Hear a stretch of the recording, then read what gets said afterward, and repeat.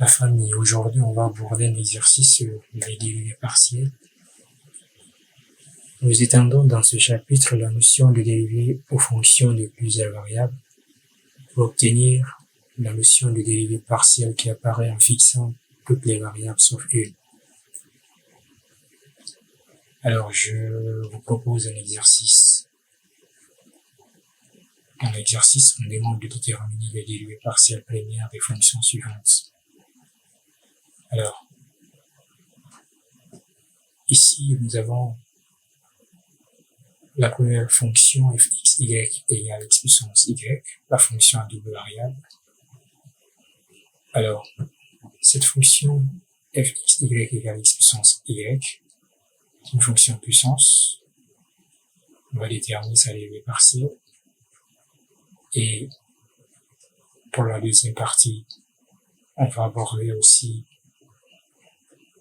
la fonction fxy égale intégrale de 0 de x à y exponentielle de moins t carré de 8. Très bien. Là, ça paraît un peu bizarre. On se dit, mais comment trouver la dérivée partielle primaire sur l'intégrale? Et est-ce qu'il faut d'abord transformer l'intégrale, trouver sa primitive pour déterminer la dérivée primaire? Non. Je vais vous montrer la technique plus simple pour obtenir la dérivée partielle primaire de la fonction. Et par rapport à x, par rapport à y aussi. Parce que lorsqu'on parle de dérivée partielle primaire d'une fonction à double variable, retiens que il faut étudier la dérivée partielle par rapport à x de la fonction et la dérivée partielle par rapport à y de la fonction. Donc, il faut deux possibilités à ce niveau. Il faut deux possibilités.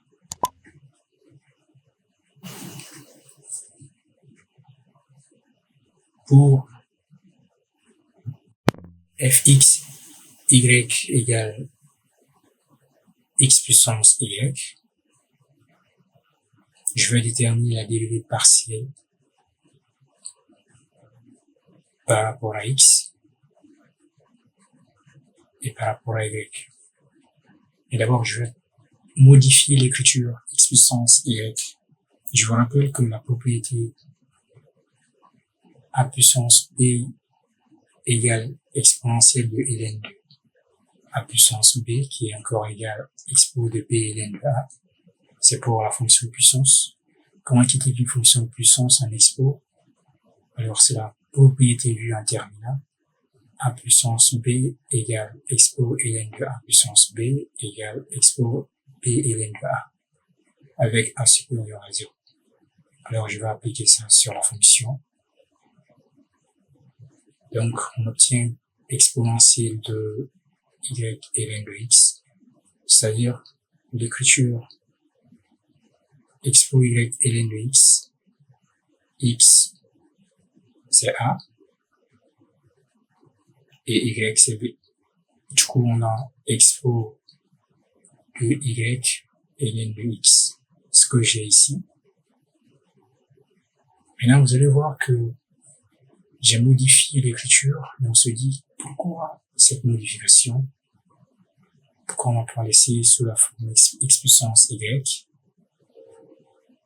Bon, je vais vous montrer pourquoi j'ai utilisé une autre forme.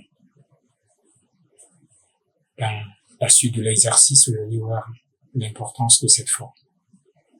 Maintenant, on va commencer la dérivée partielle par rapport à x. Ici, la dérivée partielle, notée df de x, y par rapport à d de x. Ça, c'est la notation de la dérivée partielle. Ça, c'est d en lettres romaines. Ça, c'est l'écriture. L'écriture romaine, c'est comme ça, on a d. Alors, par rapport à x, c'est facile. On applique la formule de la dérivée sur la fonction x puissance n. déjà vu en terminale, je vous rappelle, x puissance n, le tout dérivé, égale n fois x puissance n moins 1. Si vous vous souvenez de la formule qui est là. Alors, on va appliquer ça sur cette dérivée partielle. En considérant y comme n, on obtient alors n y fois x puissance y moins 1. Cela veut dire n x puissance n moins 1. X puissance n moins 1. C'est ce qui est là. Si l'on remplace y par x et y par n, on obtient n x puissance n moins 1. Donc, on a déjà la dérivée partielle par rapport à x de la fonction. Nous allons aussi faire la dérivée partielle par rapport à y de la fonction. Et c'est là, ça devient un peu compliqué. Maintenant, on passe par la deuxième formule qui est là. On va utiliser ceci pour obtenir la dérivée partielle par rapport à y. Parce qu'avec l'autre, c'est possible, mais c'est dur. Très dur.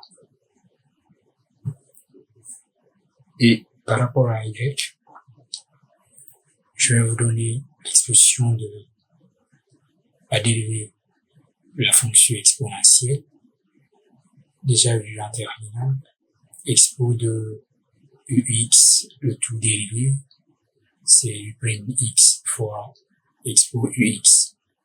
Ça veut dire à ce niveau, on dérive la puissance qui est u de x, puis on répète ceci.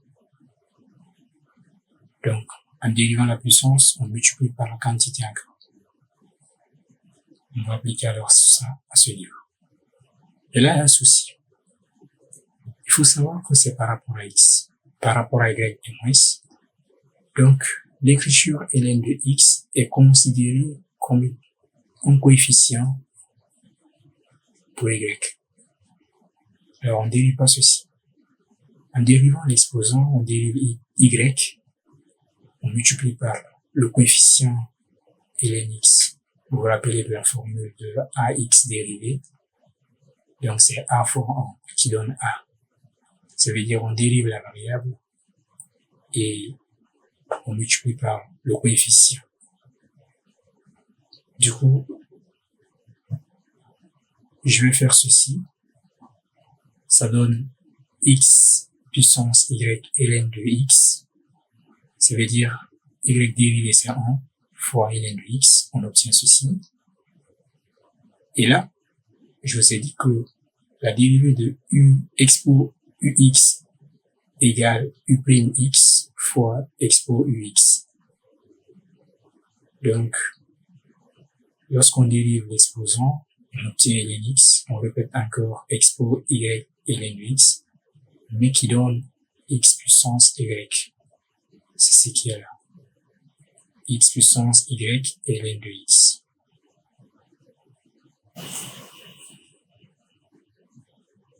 Au niveau de l'exemple 2, on prend la fonction fx y égale l'intégrale de x à y expo de moins t carré de dt, que l'on peut écrire sous la forme, vous allez voir la forme de cette intégrale.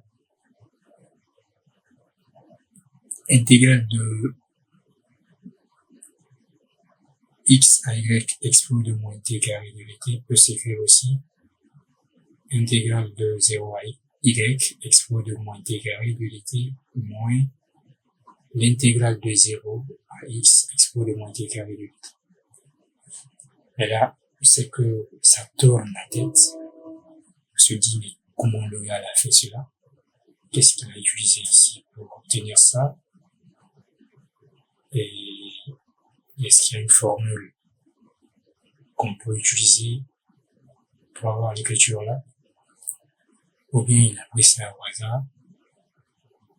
Il y a plusieurs questions qui tournent. Bon, je vous montre la technique, comment j'ai transformé ça. Toi qui me regardes, tu vas voir, c'est bizarre, mais dis, ça c'est une erreur.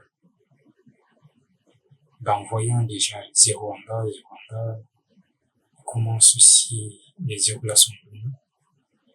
Alors, je vous rappelle une propriété sur les intégrales. La relation de Chastre. Dans cette relation, on vous a rappelé en terminale, l'intégrale de A à B, f de t de dt égale à l'intégrale de A à C, f de t de dt, plus l'intégrale de C à B, f de t de dt. Vous vous rappelez de la formule. Alors, ce que j'ai appliqué à ce niveau, mais là, toujours, ici, nous avons le ci moins, mais c'est pas grave. Je vais vous expliquer comment j'ai obtenu le moins. Parce que l'important, c'est d'avoir comme borne initiale 0, que je vais développer vers la fin. L'écriture, pourquoi il faut 0 en bas, qu'est-ce qui m'a poussé d'obtenir, de mettre 0 en bas, et pourquoi j'ai pas directement appliqué la formule qui est là. Voilà. D'abord, je vais expliquer comment on a obtenu le moins. Vous vous rappelez de la formule des intégrales. On dit l'intégrale de A à B, f de x, de t de dt égale à moins l'intégrale de B à A, f de t de dt. Ça veut dire en changeant les bords de l'intégrale, le moins apparaît.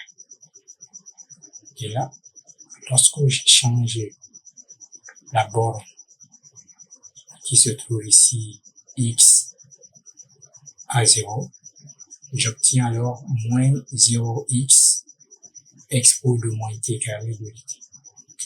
Donc le moins est venu parce que j'ai transformé, j'ai modifié les bords. Maintenant, vous allez remarquer que dans la dérivée partielle de cette fonction par rapport à x, nous allons remplacer l'écriture de la fonction fxy qui est égale à l'intégrale de 0 à y expo de moins t carré dt moins l'intégrale de 0 à x expo de moins t carré de dt. Je vais remplacer au niveau de la dérivée partielle par rapport à x. Et là, on obtient la dérivée partielle par rapport à x. Je remplace la fonction. Parce que j'ai obtenu ici, on obtient dérivée partielle par rapport à x, l'intégrale de 0 à x, y, expo de moins t carré de dt moins l'intégrale de 0 à x, expo de moins t carré de dt. Mais c'est un peu bizarre. L'écriture là, comment déterminer alors la dérivée partielle première de l'intégrale? Je développe. Et quand je développe l'intégrale, une partie s'annule, une partie est à modifier. Quelle partie s'annule? C'est la question. Est-ce l'intégrale de 0 à y expo de moins t carré de dt ou l'intégrale de 0 à x expo de moins t carré de dt? Comme c'est par rapport à x, alors on regarde la partie intégrale où il y a x.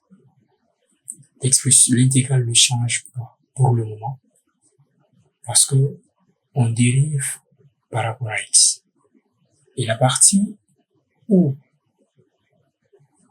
il n'y a pas x, là, cette partie est considérée comme une constante. Cette partie, je vais préciser, cette partie, c'est une constante. Voilà. Alors, vous savez mieux que moi, la dérivée d'une constante, c'est 0. Alors, vous allez voir que ça donne 0 moins la dérivée partielle par rapport à x de l'intégrale 0 à x expo de moins t carré de dt. Comme vous avez vu, puisque la partie là est nulle, on a 0 égale, on détermine alors la primitive de l'intégrale de 0 à x expo de moins t carré de dt. Comment alors déterminer la primitive de l'intégrale de 0 à x exponentielle de moins t carré de dt? C'est une question qu'on se pose souvent. Mais là, je vais vous rappeler qu'il existe une formule pour déterminer la primitive de cette intégrale. La formule qu'on va appliquer à ce niveau, ce serait le théorème fondamental du calcul intégral. Si phi est une fonction continue sur un intervalle i inclus dans R, et si a est un réel fixe dans i, alors pour tout x de i, on a la dérivée de l'intégrale de a à x phi de t d de t par rapport à x est égal à phi de x. Ça, c'est la formule, parce que là, j'ai précisé. A est un réel fixe dans i. Donc, pour x de i, on obtient ceci, phi de x. Alors, avec cette formule, nous allons utiliser ça à ce niveau. Donc, dérivée partielle par rapport à x de l'intégrale 0 à x expo de moins t carré de dt doit être égal à quoi? Donc, on va appliquer ce que je viens de dire. Appliquant cette formule ici, on obtient alors la dérivée partielle de fxy par rapport à x est égale à moins exponentielle de moins x carré. Donc, le moins qui est là, ce qui est là, en fait, c'est du 0 moins tout ça, ça donne moins la primitive de l'intégrale, c'est la fonction. Mais en remplaçant la bande supérieure, la variable t, on remplace par x. C'est juste ça. Ça, c'est selon la formule. Donc, c'est une propriété fondamentale du calcul intégral. Alors, ça veut dire on répète la même chose. Si vous avez compris déjà, la dérivée partielle par rapport à x, ce serait facile pour y. Alors, on va essayer de dériver ça aussi par rapport à y. Je remplace la fonction fxy qui se trouve au niveau de la dérivée partielle par rapport à x. Alors, cette dérivée partielle par rapport à y